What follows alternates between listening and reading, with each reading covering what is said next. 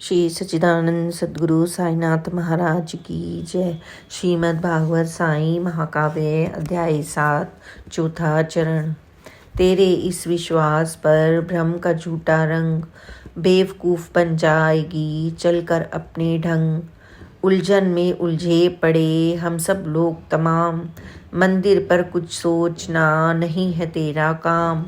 सुनकर बातें सेठ की नार हो गई मौन, रुके काम में हाथ का अब डालेगा कौन। भोले को निज भक्त की फिर से आई याद, प्रकट हुए खुद स्वप्न में कई दिनों के बाद। भोले ने उससे कहा तू श्रद्धालु नार, दया दान के भाव का तुझमें है आगार। पैसे मंदिर के लिए पति से तू ना मांग, राजी मन ना दे सके उसको खूटी टांग। अगर तू करना चाहती भोले को कुछ दान, अपनी स्वेच्छा से करो जितनी तुझे रुझान। जो श्रद्धा के भाव से देता है दिल खोल, उसके एक छदाम का लाख रुपया मोल। जो धन तेरे पास हो है तेरा अधिकार, उसमें से कुछ अंश को अर्पण करना नार। भोले ने निज भक्त को दिया पुण्य संकेत, निष्ठा से इसको करो रहकर पूर्ण सचेत। दूजे दिन उस नार ने गहरा किया विचार, मुझको शादी में मिले आभूषण उपहार। पितृधन पर है मेरा खुद का ही अधिकार, ले सकती उपयोग में इसका अंतिम तार। आभूषण को बेच कर दे सकती मैं दान, फिर पूरा हो जाएगा मंदिर का निर्माण। शिव शंकर के स्वप्न को करना है साकार, सिर पर लेना है मुझे इसका सारा भार। सपने का हर वाक्या भोले का आदेश, ज्ञात कराता सेठ को पत्नी के संदेश। निर्णय अपना नार ने कहा उन्हें तत्काल, करना मुझको ध्यान है मंदिर में हर हाल। रखे नार के सामने निज दिल के जज्बात, सुनी सेठ ने बात तो समझ गया हालात। ठिठक गए उसके कदम मन मानस बेचैन, संचित वैभव को किया श्रम करके दिन रैन। धन निकलेगा हाथ से हुआ अगर यह दान, हो जाएगा मुफ्त में दौलत का नुकसान। चतुर मनुज रखता सदा कर में बुद्धि थाम, बहते जल को रोकना यही सयाना काम। समझाया फिर सेठ ने ओ गुणवंती नार, धर्म कार्य में दान का बिल्कुल सही विचार। इससे अच्छा है नहीं पैसे का उपयोग, तुमको करना चाहिए भोले को सहयोग। सारे गहने बेचकर मिले तुझे जो दाम, अर्पित कर उस राशि को शिव शंकर के नाम। कीमत गहनों की अभी कर लेते हैं ज्ञात, उसे हाट में बेचकर पूर्ण करेंगे बात। अर्जित उस धनराशि से लेंगे मोल जमीन, जिससे उस पर बन सके मंदिर एक नवीन। मंदिर की खातिर हमें करना है भूदान, ताकि पूरा हो सके भोले का अरमान। गहनों से मिल जाएगा रुपया 1000, फिर तेरा हो जाएगा वह सपना साकार। मानो मेरी बात तो यही रहेगा ठीक, कार्य योजना है यही पूरी तरह सटीक। चतुराई से सेठ ने पकड़ लिया हर तार, आसानी से बात दी उसके गले उतार। थामा 1000 में आभूषण का माल, ले अपने अधिकार में रखा उसे संभाल। नगदा नगदी ना धरे रुपए उसके गात, आगे देखो गौर से धूर्त सेठ की बात। रुपए उसने ही रखे निज अंटी आधीन, कहा शीघ्र दूंगा तुझे लेकर मोल जमीन। दूजे दिन फिर सेठ जी गए नार के पास, बोले होगी पूर्ण अब तेरे मन की आस। यहीं पास में मिल गई अच्छी एक जमीन, साईं भोलेनाथ ने तुझ पर कृपा कीन, ले लो उस भूखंड को तुम तत्क्षण तत्काल। थोड़े पैसे में मिली इतनी जगह विशाल, इस सौदे में लग गए रुपये 1000। अर्पित कर सकती उसे भोले के दरबार, पूरा कर निज हाथ से भोले का अरमान। दौलत तुझको 100 गुना देंगे कृपा निधान, सुने गौर से नार ने स्वामी के सुविचार। धन्ना पत्नी ने किया आज्ञा को स्वीकार, आगे फिर मैंने कहा सुनो सेठ की चाल।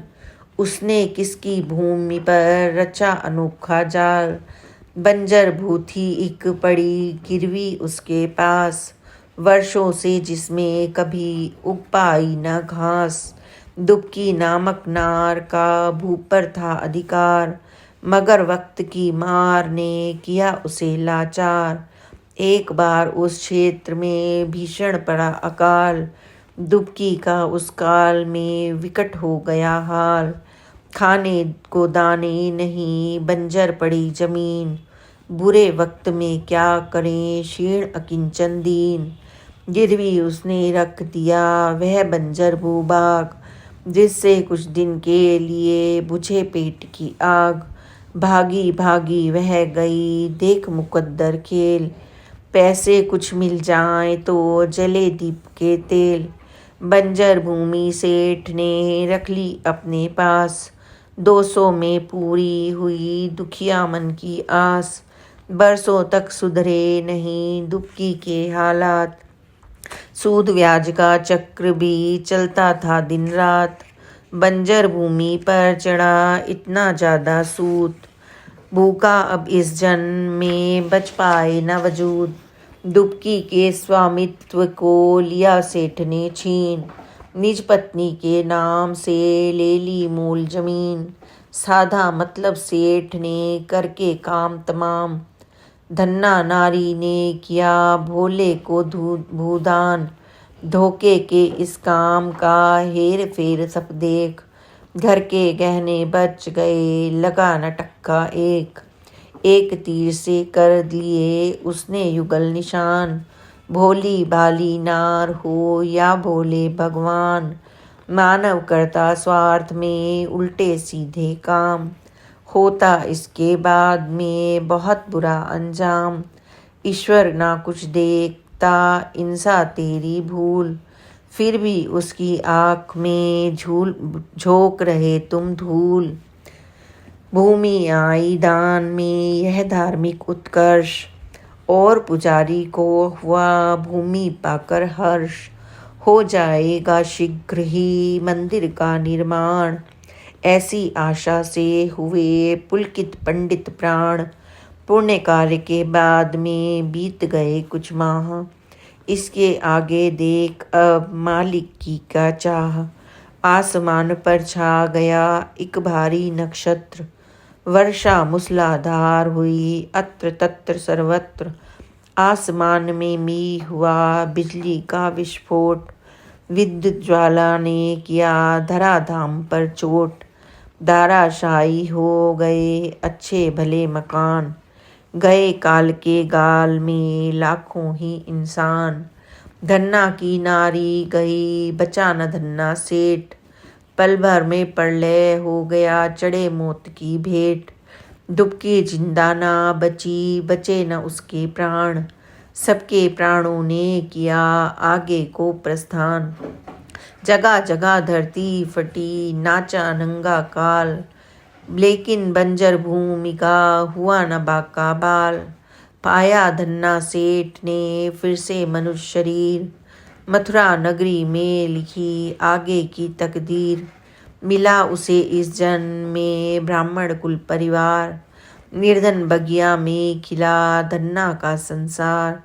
वीरभद्र उसका रखा घर वालों ने नाम, कर्मों के अनुसार ही चले चक्र अविराम। पाया धन्ना नार ने कन्या रूप स्वरूप, पंडित के आंगन खिली नव प्रभात की धूप। माता पिता ने रख दिया गौरी उसका नाम, मिली विरासत में उसे श्रद्धा भक्ति तमाम। दुख की किस्मत में लिखा देखो कैसा योग, अच्छे कुल में जन्म का मिला उसे संयोग।